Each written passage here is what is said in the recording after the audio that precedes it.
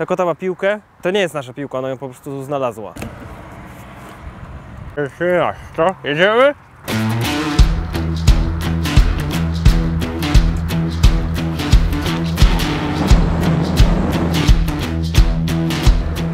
Bieszczady, tak daleko, a my tutaj jesteśmy w Tarnowie, szukając wulkanizacji.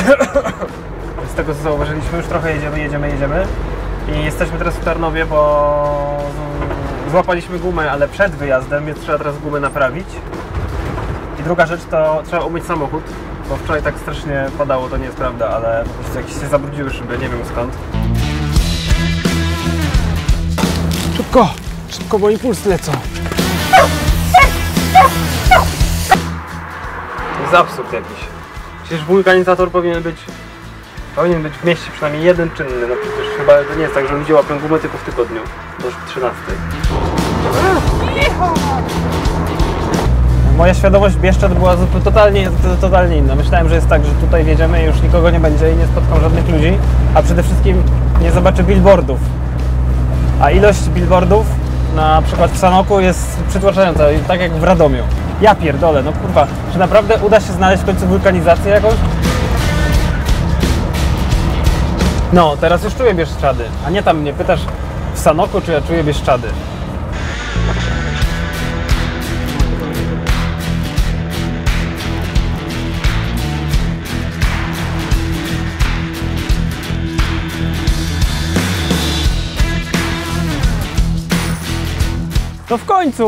No w końcu jesteśmy.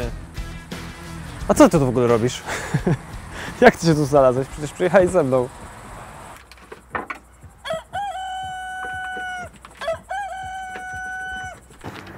Dobra, nie wygłupiam się. Cześć Cezary. Cześć Aga. Cześć Cezary, cześć. To jest bardzo ważne, żebym o to powiedział. Jest niedziela, jest 4:30 rano, tu dopiero świt, tam owce biegają, a my już jesteśmy na nogach. To nie jest prawda, jest 11 i powoli wchodzimy w niedzielę. W sumie byłoby ciekawe, ja bym tak się zaopiekował browarem. A my się zaopiekujemy psem? Tylko wiecie, ja myślę, że lista rzeczy do zrobienia w kamperze niż w browarze jest większa niż, więc musielibyście bardzo dbać o kampera. Jasne, posprzątałabym trawę.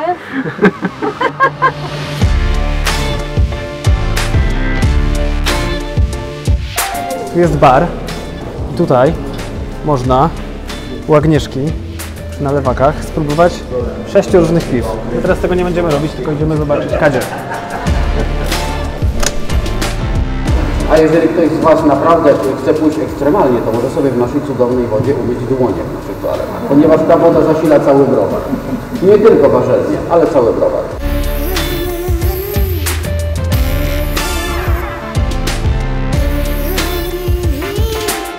Impuls chwili, momentalnie po prostu zobaczyłem, a jednak może by tak rzucić, jak to się mówi potocznie, rzucić i wszystko przyjechać w Bieszczady. Od 25 kwietnia pracuję niemalże non-stop i jest to jedna z pierwszych prac, do których przychodzę po prostu z przyjemnością. Ważne. Bardzo ważne. To jest hala produkcyjna, hala, na której powstaje, dokładnie, na której powstaje piwo Ursa Major. Od samego początku do samego końca. Tam jest warzelnia, w której ważymy brzeczkę piwną. Tutaj stoją 7000 litrów kadzie fermentacyjno-leżakowe, w którym brzeczka piwna zamienia się w piwo, a później dojrzewa.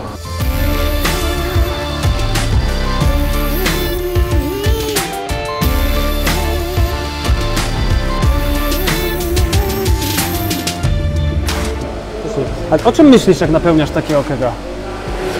Myślę o tym, żeby tego nie spieprzyć. Teraz napełniamy, zapina nam go zaraz do naszego baru tutaj, bo akurat jest potrzeba teraz do baru, więc masz dla klientów w ciągu kilku minut masz najświeższe piwo, jakie tylko istnieje. Idealna sprawa, nie? Także coś takiego tylko w browarze można zrobić. Czyli ja tam idę zaraz, nie? No, za chwilę go podpinam, a idziesz degustować, nie? Właśnie. Coś chcesz wybrać, czy mam wybrać za Ciebie? No ja na przykład jeden chciałbym rozbawiony, bo tak się czuję taki, tak trochę, bo ja wiesz, dobra. ja mimo wszystko, jestem w Coś pracy. jakieś jeszcze? No na przykład grzeszne misie, to tak brzmi, jasne. no grzeszne misie, a szczególnie do cukierków chyba będą. Tak jest. No i jeden pozostawiam. No i mogę Ci dać tego odjechanego, wędzonego. Niech będzie. Dasz radę? Proszę Cię bardzo. Chcesz opis do tego? I na trójce masz Deszcz wcisnej, 3. I proszę bardzo, możesz pić i czytać. Wiesz co tam mają? Biramisiu. Bardzo smaczne. To jest te parę kanapeczek, tak? To jest ta parę kanapek. To jest ta taka... Nasze same specjały. Żyć nie umierać.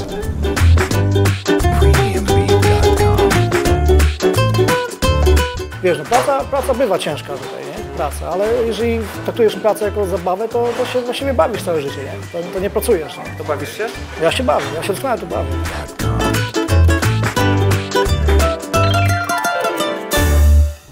Andrzej, bo to co czuję i widzę, że każdy produkt ma tutaj historię jakąś. My wychodzimy zupełnie z innego założenia i dlatego tworzymy coś, co jest ultra po prostu lokalnego. Coś, co ma przełożenie na przykład na te powidła, które tutaj, przy których jesteśmy. I one wyszły z takiego ciekawego założenia. Zamieściliśmy na nich zdjęcie naszych dziadków, którzy w ogóle ten sad stworzyli. Wygląda na to, że są bardzo tacy wychillowani, nie? Zobacz, chyba im dobrze poszło. Wyluzowani, tak. Wygląda na to, że im dobrze poszło z tym sadem, więc jakby... Co tam się działo na tych sadach, że to jest takie... Wiesz co, to było miejsce, które było zamieszkałe przez naszych przodków przez bardzo długi czas. Później zostali w ramach akcji Wisła w 1947 roku stamtąd wysiedleni, czyli zupełnie to opustoszało. I oni jako jedyni, tak naprawdę z bardzo niewielu osób, decydują się wracać i wszystko to odrestaurować, czyli odbudować spalone domy i tak dalej, założyć sad, który właśnie rodzi te niesamowite śliwy.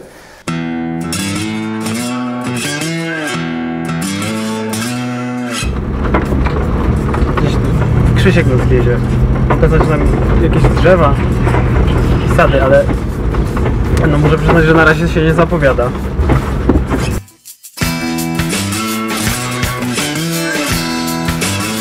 Czyli stąd pochodzą śliwki, które trafiają do drugiego śniadania bieszczadnika, tak? Dokładnie tak. I te śliwki zbieramy w bardzo późnym okresie, kiedy one już są tak pomarszczone, wtedy są najsłodsze. Te śliwki nie wymagają dodatku żadnych substancji słodzących. Krowy do nas biegną, patrzcie na to. Kłusują do nas, czy tam co robią. Jest tak genialne śliwki, że krowy... O Boże, jak hasają. Jezus Maria. Będzie zaganiała. Zaganiaj! Także wszystko robione jest lokalnie, na miejscu, przez lokalnych ludzi. A co znaczy, że lokalnie jest smażą? Kto to w nas, w sensie, że na przykład gospodynie... Tak, koło gospodyń wiejskich. Wow, tak. naprawdę. Dokładnie, no. Równie dobrze. No bo wiesz, równie dobrze można było w Browarze sprzedawać chińską porcelanę z napisem Bieszczady, prawda, Wiktylu, a jednak u nas w sklepiku browarnianym nie znajdziesz tego typu rzeczy. To są wszystko rzeczy wykonane przez lokalnych wiesz, rzemieślników i pewnie nie są tańsze, ale dzięki temu ludzie lokalni mają pracę i dzięki temu nasi klienci z Polski czy ze świata otrzymują produkt naprawdę bieszczadzki z pochodzenia, a nie bieszczadzki z nazwy, bo to zasadnicza różnica, nie? A masz doma? No. Zostaw. Jeżeli ktoś nie czuje plusa, mimo tej opowieści, którą tutaj zamieszczamy, to trudno. Czyli co, pieniądze nie są najważniejsze? Nie. Biznes musi być dochodowy, on musi generować pieniądze, natomiast jak to się robi, to jest zupełnie inna bajka. Czyli robimy po prostu dobry produkt, hiperlokalny, wiążemy go z piwem, który powstaje kilka kilometrów dalej i wiążemy to z rzeczą teoretycznie zupełnie z innej bajki, czyli z poezjami, ale które odnoszą się do tego konkretnego miejsca. Bycykowy dział. Bo rodzina jest najważniejsza.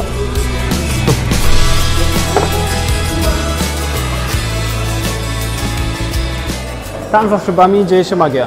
Na sąkadzie, w której znajduje się piwo, jest tam też grupa ludzi, którzy właśnie uczą się o tym, jak ono powstaje. My jesteśmy w części galeryjnej, a na dole jest sklep. Chodźcie, zobaczymy dalej, co tam będzie. Jak nazwa wskazuje, jest to machina do znacznego wzrostu samooceny.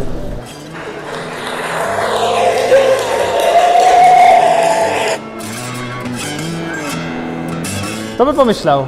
Niby browar, a jednak galeria sztuki. Jak jest? Zmęczeni jesteście trochę, co? Już po prostu po 3 deskach. W końcu to Bieszczady, nie? Tutaj nikt nie... Stąd się nie wraca od wypoczętym, tylko zmęczonym, zdecydowanie.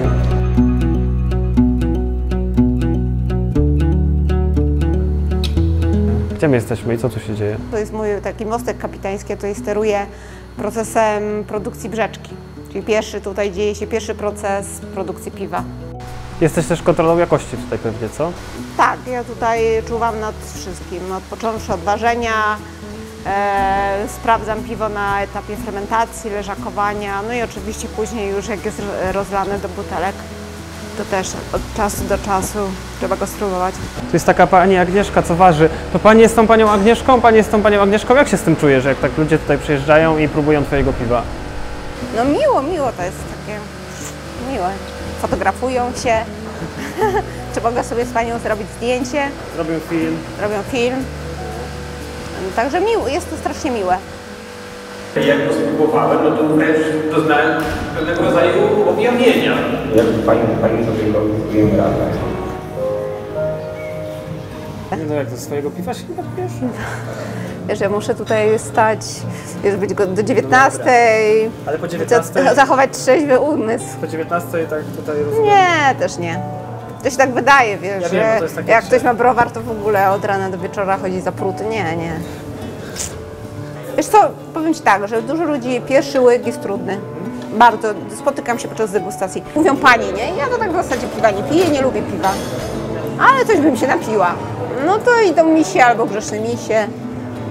A to piwo ja lubię, to mi smakuje, a później idzie do sklepu i kupuję na przykład 12 dwóch grzesznych misiów. Także są takie historie. Lubisz to robić? Co? No to wszystko, co się tu dzieje. Siur. Jak się dobiera piwo do pokali albo odwrotnie? Od czego to zależy? Bo Znaczy generalnie szkło dobiera się do rodzaju piwa, które będzie z nich pite. Też generalnie te nasze szkło do piwa nawiązuje do takiego, do kieliszków do wina, takiego, żeby degustować, czyli kręcić, wąchać, można też grzać.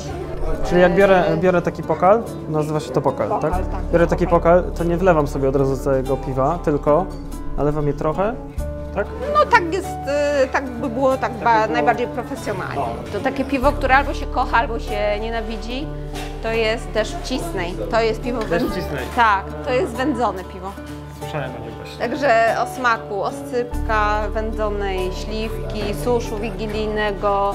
Kiedyś pan przyszedł i powiedział, że on strasznie lubi to piwo, które smakuje jak kiełbasa żywiecka.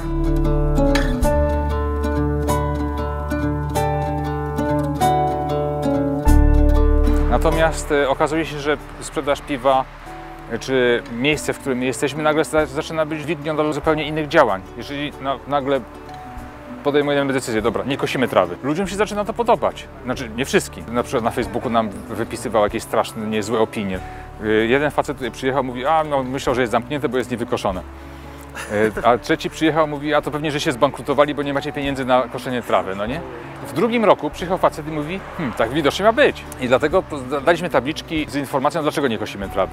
I nagle Dlaczego nie kosicie trawy? Bo nie kosimy trawy, bo nie ma sensu spalać benzyny na coś tak po prostu tak banalnego. Jeżeli wszyscy walczymy nagle z globalną zmianą klimatu. Po drugie, fajnie to wygląda. No, te wszystkie chaszcze, po prostu coś kwitnie, tu jakieś kwiaty po prostu rosną, każdy jak chce. Po trzecie, oczywiście ptaki, żaby i innego rodzaju stworzenia też jakby odnoszą z tego korzyść, że po prostu nie ciachamy wszystkiego do gołej ziemi. To były te główne elementy i nagle one zaczęły grać o określonych ludzi. Jeżeli ktoś przeczytał tą karteczkę, puścił u siebie na Facebooku czy na jakichś innych mediach i nagle podjął decyzję, ileś tam osób podjęło decyzję o tym, że dobra, nie kosimy, bo to jest głupie. To dla nas jest to po prostu niezwykła frajda, prawda?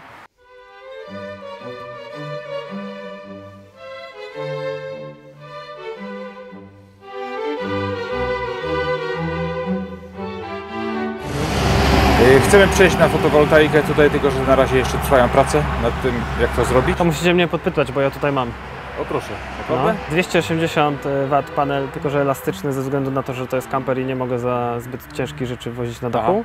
To może pokażę Ci, jak to super. w środku wygląda. No dobra, to wbijaj, to zapraszam. O. Tak to wygląda.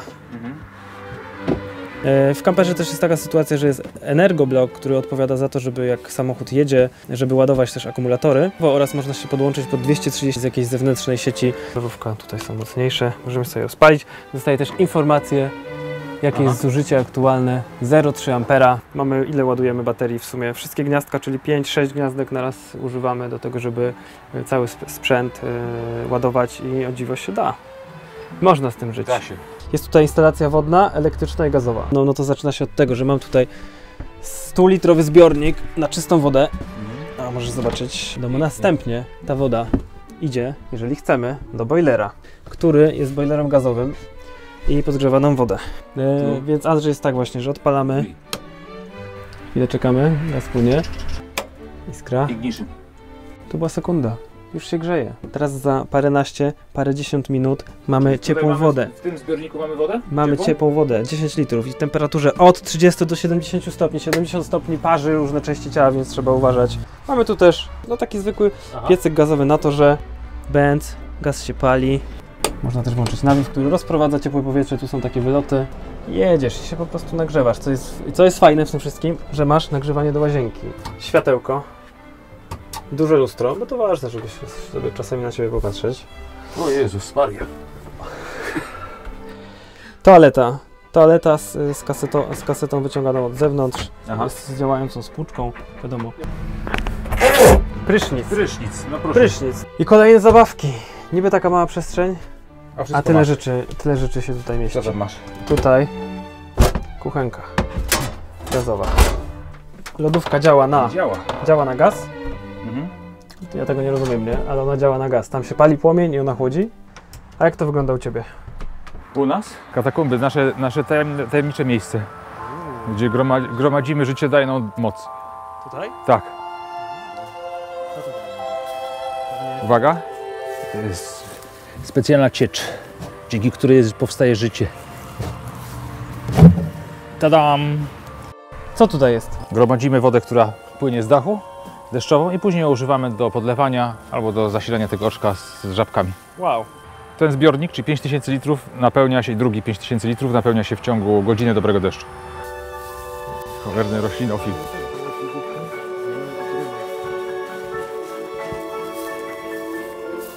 Idziemy do tajemniczego ogrodu. To jest nieudany ogród permakulturowy. Plantacja marihuany. Nie, to jest oczyszczalnia ścieków. Właściwie to są dwie oczyszczalnie ścieków. To jest oczyszczalnia, która nam przetwarza ścieki z produkcji, te, które zostają po produkcji piwa, a tam do tej prowadzimy brudną wodę z toalet. I jaki to jest rodzaj oczyszczalni? To jest oczyszczalnia ogrodowa, która działa dzięki temu, że rośliny, które rosną po prostu w czystym żwirze, pompują tlen ze swoich procesów i z powietrza w pobliżu korzeni. Tam żyją pierwotniaki, różnego rodzaju bakterie i inne mikroorganizmy.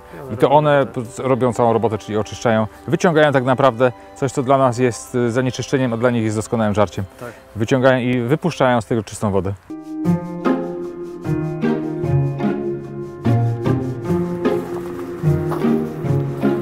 W lecie, czyli taki słoneczny dzień jak dzisiaj, około 80% wody, którą używamy do ważenia piwa, właśnie powstaje tutaj.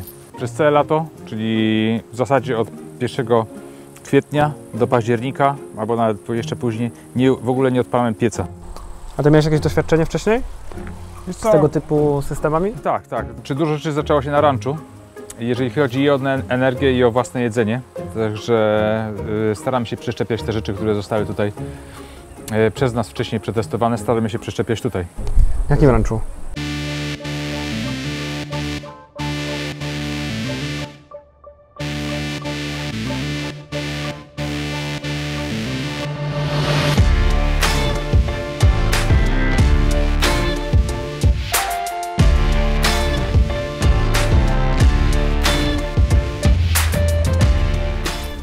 Czyli to jest miejsce, gdzie się wszystkiego nauczyłeś, tak? Tak, dzisiaj wszystko uczyłem na błędach. Głównie na błędach. I to są kolektory czy panele fotowoltaiczne? Jest i wszystko, i kolektory, i panele. To akurat tutaj, to są kolektory słoneczne. Koń rozpierdzielił to w zimie. Nie no, przyszedł koń po prostu i użarł zębami w zimie. Szkło jest wtedy kruche, no i po prostu użarł, wszystko trzasło, no nie? A później się jeszcze bawił i próbował po prostu rozgryźć budowę panela. Czyli ile litrów możecie nagrzać? W ciągu jednego dnia grzeje się 500 litrów do temperatury 70 stopni. Co tu jeszcze jest? Mamy oczyszczalnię ścieków naszą, taką jak tam, taka sama jak w browarze. Ja tam widzę, że masz traktor. Czyli Ty nie jesteś takim totalnym postrzelańcem, nie? Nie, ja używam wszystkiego. Nie lubię być radykałem.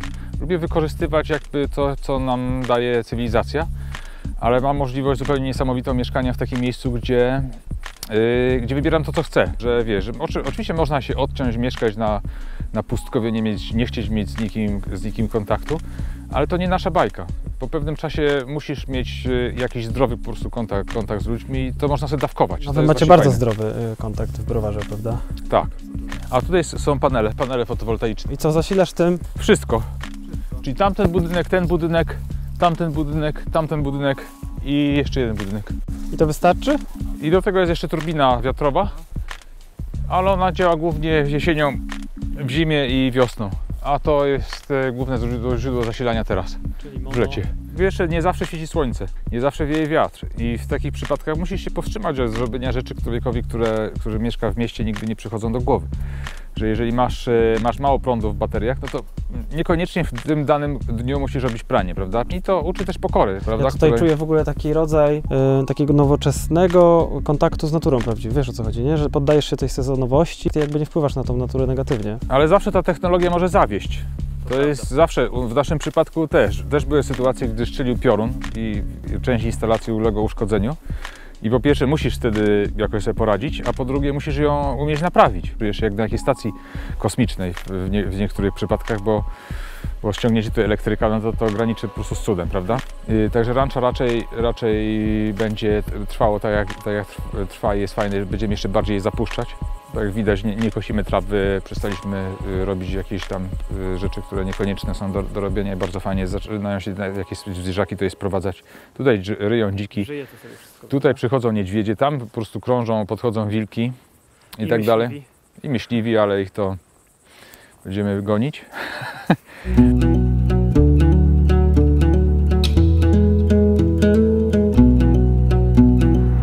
W Bieszczadach wiele rzeczy jest napędzanych siłą wiatru i słońca. Turystyka na pewno, browar i rancho w dużym stopniu, ale jest coś jeszcze. I tutaj, moi drodzy, niespodzianka. Jedziemy.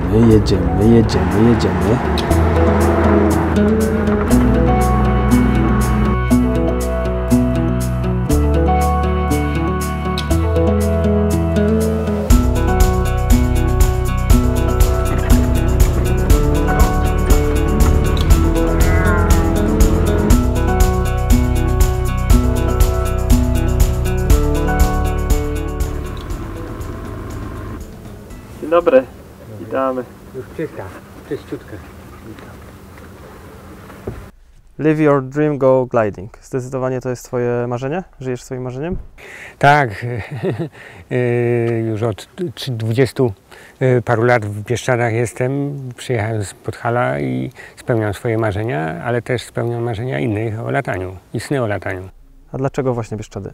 Dlatego Bieszczady są kolebką szybownictwa. Naprawdę? W Bieszczadach się szybownictwo rodziło w Polsce. Jeżeli chodzi o mnie, to jest przypadek powołania.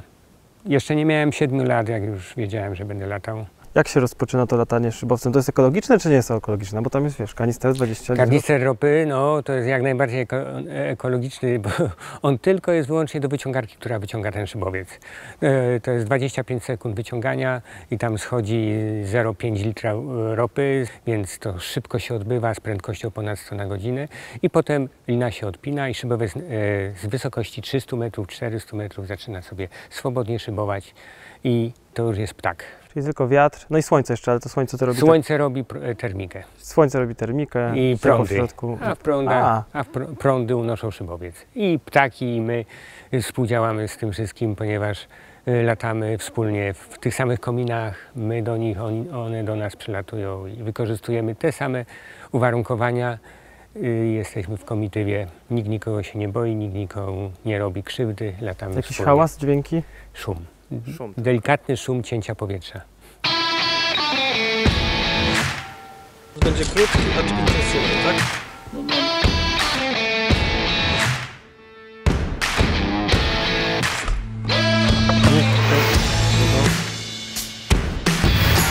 Wyciągara napędzaj.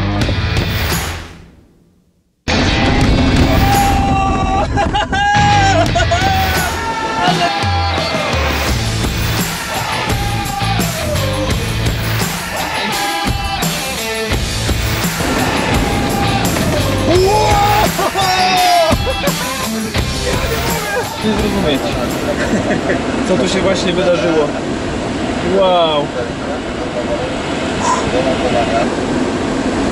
Płyniemy.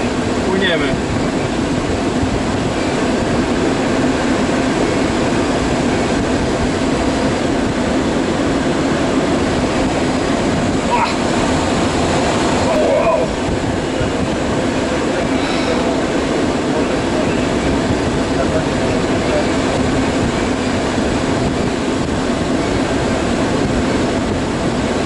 Wrażenie, jakbyśmy właśnie, że tak płyniemy, suniemy po tej masie powietrza, nie? Tak fantastycznie. Przez to lata się z tą prędkością większą.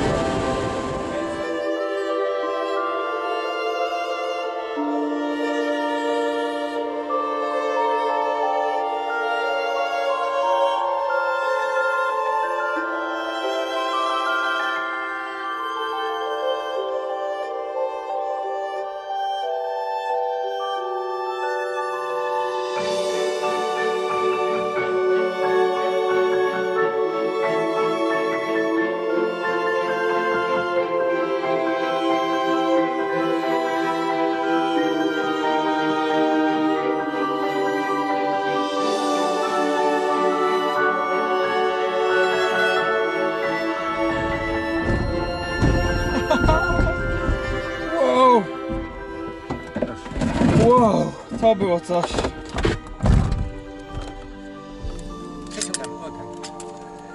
Ja zostaję. Nie, ja nie wychodzę.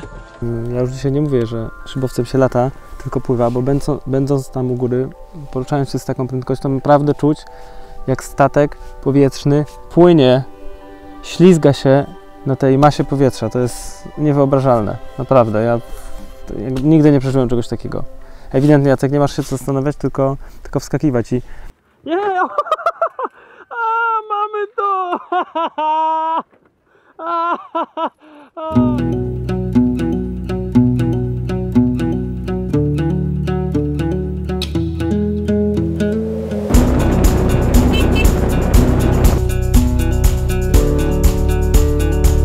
Nie, no to jedziemy ewidentnie do Przemyśla. To co, wygląda na to, że oprócz dzikich zwierzaków zajmujecie się tutaj też takimi naszymi klasycznymi przyjaciółmi. Tak. Ogólnie to historia psa jest naprawdę szokująca, podbiła kurczę serca ludzi na całym świecie. Co się mu stało? Mianowicie zaplątał się we wnyki kłusownicze w jednym z podprzemyskich lasów, leżał w nich 2 tygodnie. Im bardziej się szarpał, tym bardziej te wnyki się zaciskały.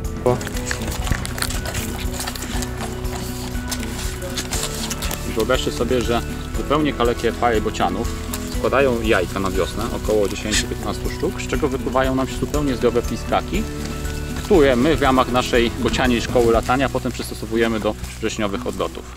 Piwo? W pracy? O co tutaj chodzi? To jest taka bardzo fajna rzecz, która tak z jednej strony pomaga nam jednak budować nasze pogotowie na niedźwiedzi, o którym Wam jeszcze dużo opowiem.